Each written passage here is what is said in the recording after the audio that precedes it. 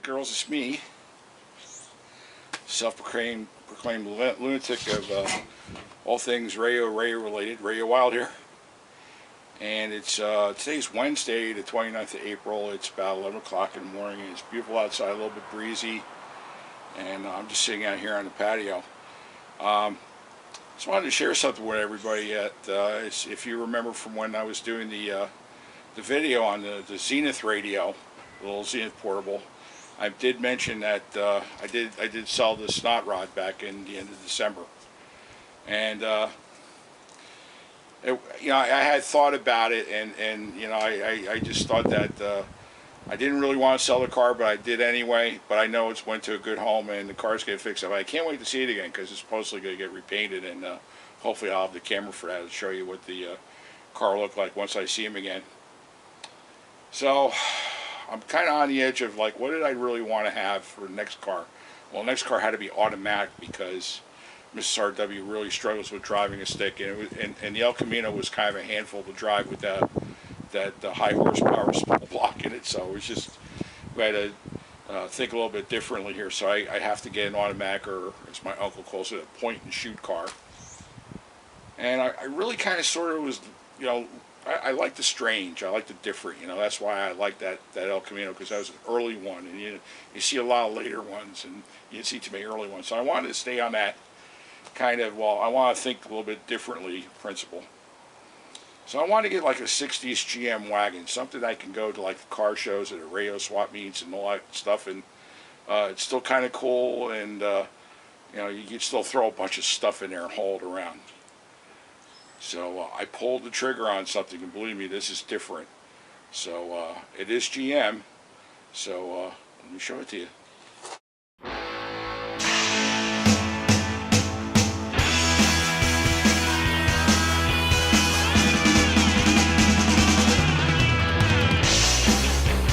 Well, boys and girls, here it is. This is the new Radiowild car.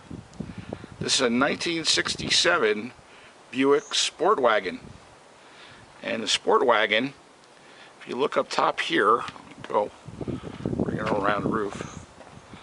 And here's the top of the roof in the back. And if you look closely, it kind of looks a little bit like an Olds Vista Cruiser.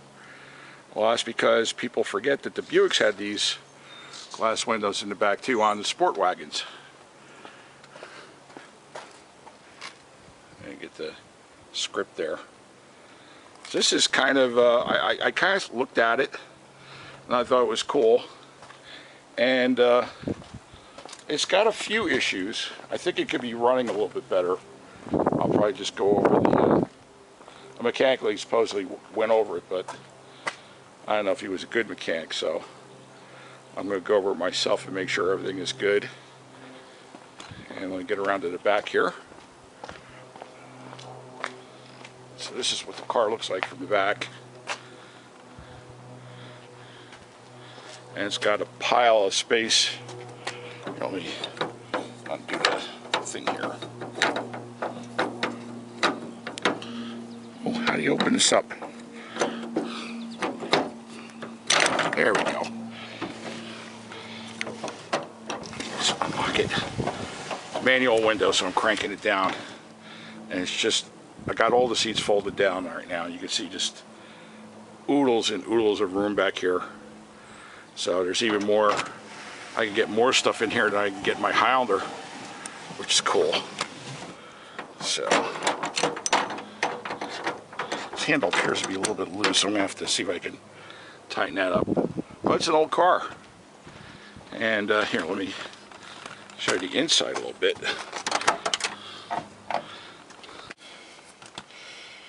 Okay, I'm sitting in the driver's seat right now, and if you can see that odometer from here, maybe I'll just let me give you. I can't zoom in on this with this camera.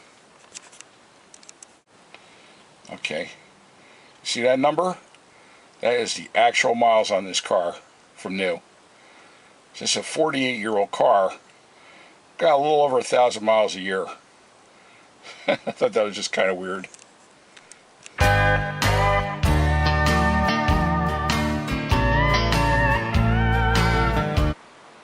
Okay, here's the engine compartment here. This is a 340.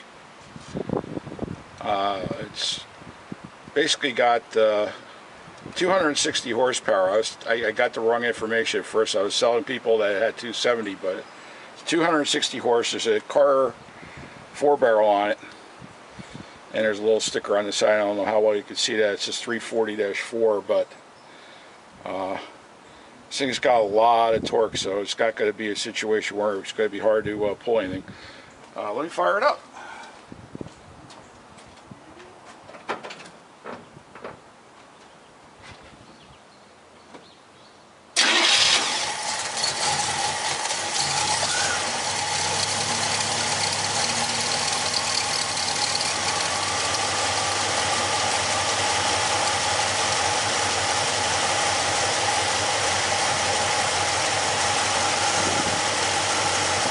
Pretty much started right up.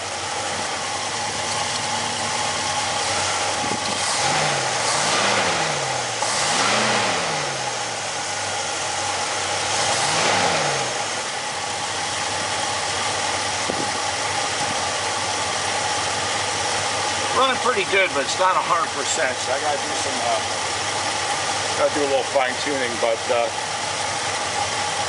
that's the original paint from the motor. I see a little bit of leakage here and there, but nothing horrible to write home about. So it looks to me like I got a good piece. I got it for a decent price, so I really can't complain. Oh, that's the new Snot Rod, but Mrs. RW doesn't want me to call the car the Snot Rod, so I need your help. I need someone to come up with a clever name that I can just call this car. Now, I'd like to call it the Snot Rod too, just to keep it, you know, in line with the first Snot Rod and the Snot Rod too. You know, Miss RW doesn't want to go there, so to keep Mama happy, what we're going to do is I've opened up a special email account that you could email me directly. So just go to, I'll just put it underneath my ugly kisser here. It's right here on the bottom. Radiowild. Okay, just like my page, my name, Radiowild 67, because that's 67. So it's Radiowild67 at gmail.com. Send me an email on maybe what I should call the car, and Mrs. RW and I will review everything. And once we get the right one, I'll let you know who submitted the best name. And by the way. Just a reminder, Kutztown is right around the corner. It's going to be May 8th and 9th. That's a Friday and Saturday. More info, go to dvhrc.org. And I hope you enjoyed the video. We're going to enjoy the car. It needs some work here and there, but it's not, you know, these are old cars and that's what they do. So we're going to have a lot of fun with it. So, hey, thanks for watching and take care. And remember, I haven't said this in a while. Don't throw those old radios out. Fix them up, because save them. If you can't fix them, give them to somebody who can fix them, because you know what? You know, we can make them work again. Most of them anyway, unless they're junk. So, take care. Bye.